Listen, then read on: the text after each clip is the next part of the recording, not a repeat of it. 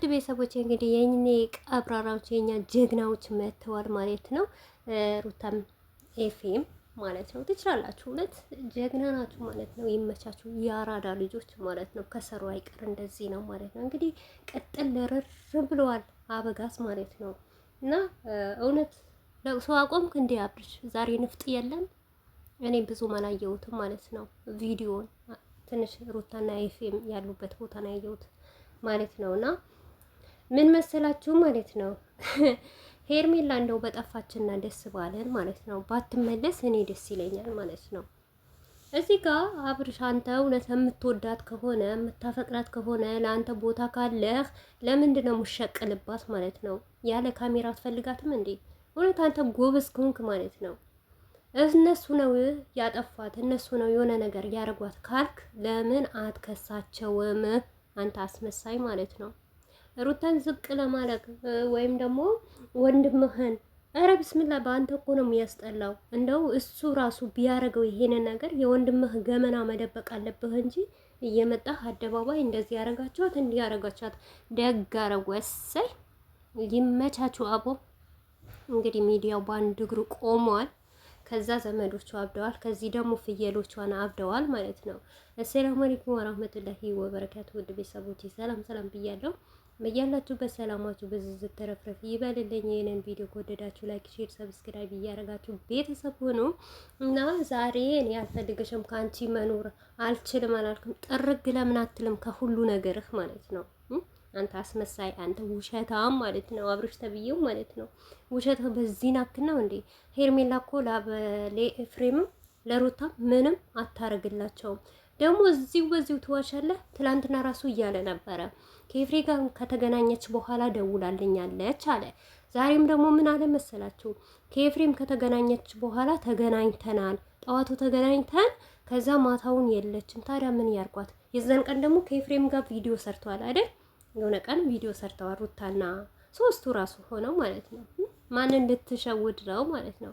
የሩታ አልበቃም ብሎህ ማለት ነው። አሁን ደግሞ ሄርሜላን አይዲያ አድርገህ ማለት ነው በሄርሜላ መነገድ ጀመርክ። ምን ነው የእሷ ቪዩ ያመጣል ብለህ ነው? ቪዩህን ዶላርህን ስለወረደ ማለት ነው። እሷም እኮ የሆነ ቀን ይሰለቻታል ማለት ነው። የትም አልሄደችም ሄርሜላ። ብርህን ዶላርህን ስለቀነሰብህ ነው የሴትን ልጅ ክብር ዝቅ ለማድረግ ነው እንጂ የትም አልሄደችም። ወይም ደግሞ ህዝቡ ሄርሜላ የት ሄደች ብሎ እንዳይጠይቅህ ባልዋጋ ከሄደች ልጆቿን ለማየት ከሄደች እስከምትመጣ ድረስ እንደዚህ እያደረጋችሁ ልትሸቅሉ ፈልጋችሁ ነው።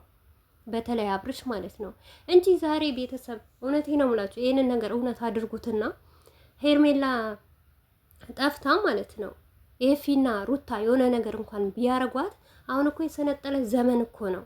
ዋትስአፕ አለ፣ ቴሌግራም አለ። እውነት ዋትስአፕ ላይ ካላችሁ ኢንተርኔት ካላችሁ የት እንዳላችሁ ሎኬሽን ያሳያችኋል እኮ። በየትኛውም መንገድ እኮ ማውጣት ትችላላችሁ እንዴ። ጭራሽ ያለ ስልክ ነው የምትቀመጠው። በዛ ላይ እኔ የሚገርመኝ ነገር ማለት ነው እንዴ የገዛ ወንድምህ ነው ለሄርሜላ መተት ሰርቶ ወይስ የሆነ ነገር አድርጎ ሄርሜላን ዝም ያስባላት? ህፃን ልጅ ናት እንዴ? ዛሬ ህፃን ልጅ እንኳን ና እዚህ ጋር ሲባል የት ነው የሚሄደው ብሎ የሚያውቅበት ዘመን ነው። እኛን ጅላጅሎችን እዛ የሚያለቅሱትን ሄርሚ ብለው የሚያፈሱት እንባቸው የሚያርዱት ለነሱ ሸቅልባቸው፣ ለኛ አትሸቅልብንም። ሲቀጥል አንተ ራሱ ሼም የሚባል ነገር አታውቅም እንዴ? መታ ይቅርታ ስለጠየቀችህ የሆነ ነገር ይቅርታ የጠየቀችህ ለአንተ መስሎህ ነው እንጂ ነፃነት እንድትሰጣት ነበረ። ስሟን እንዳታነሳ፣ እንዳትሸቅልባት፣ እንዳትነግድባት ነበረ። ነገር ግን አንተ ያለ ሩታ አይሆንልህም። አሁን ደግሞ ጀስት በሩታ ላይ የሆነ ጊዜ ያላያችሁ በፍቅር የተጫወተው ሚና ሩታ ጋር ተጫወተ።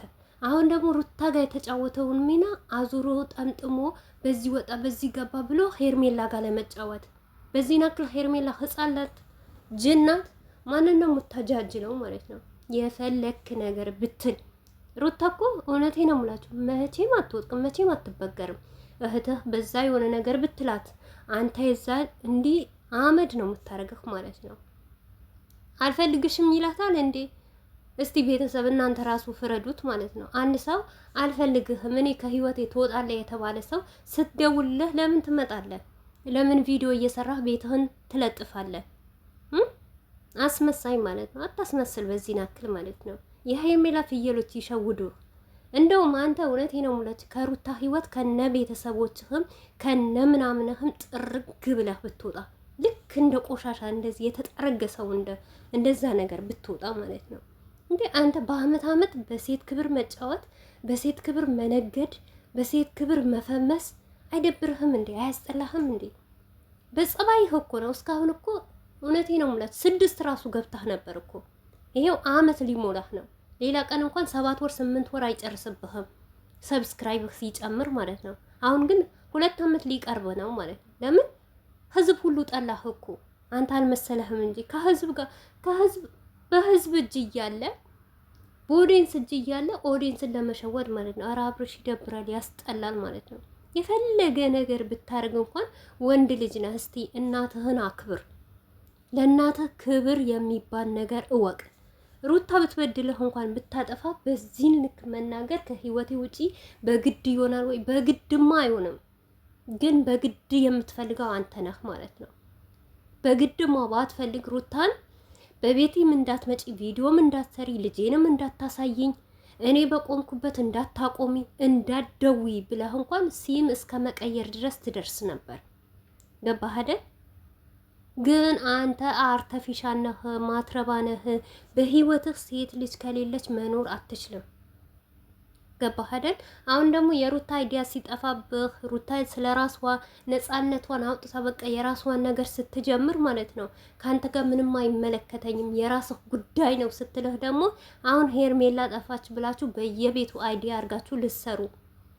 ሄርሜላ መቼም አልጠፋችም። ነገር ግን ወንድ ልጅ አይደለህም ዩቱብ እንጂ ሌላ ስራ ምን አለ? እቺ 30-20 ደቂቃ ትቀርጻለህ፣ ገብተህ ሶፋ ላይ ትዘፈዘፋለህ። እንደ ወንድ እንኳን በጠዋት በሌሊት ተነስታ መስራት አትችልም።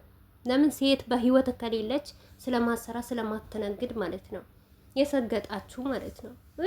የፊና ሩታ ይመቻችሁ። እኔ እውነቴ ነው የምላችሁ የፊና ሩታ ምንም ያረጓትም ነገር የለም።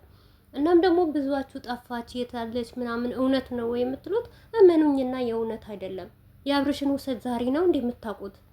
ካረጋትም እሱ ራሱ ደብቋት ነው አትምጪ ብሏት ነው። ወይም ደግሞ ባለትዳር ናት ልጅ አላት ስትባሉ አሰሙም አይደል? እኔ ባልዋ አሁን ሰልችቶት ይሆናል አመት በሙሉ ስትላላት እንዴ ልጆቿም ወይም ልጄን ወይም ደግሞ እኔን በይ ብሏት ይሆናል።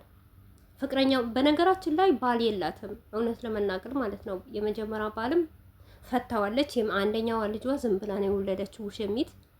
ሲቀጥል ደግሞ ሴት ልጇ የወለደችበት ፈታዋለች። አሁን ደግሞ ቀለበት ያደረገላት ፍቅረኛ አላት። ያንን ሰልችቷት የሆነ ነገር ገጥሟቸው ነው እንጂ ሄርሜላ ማንም ሊያግዳትም አይችልም።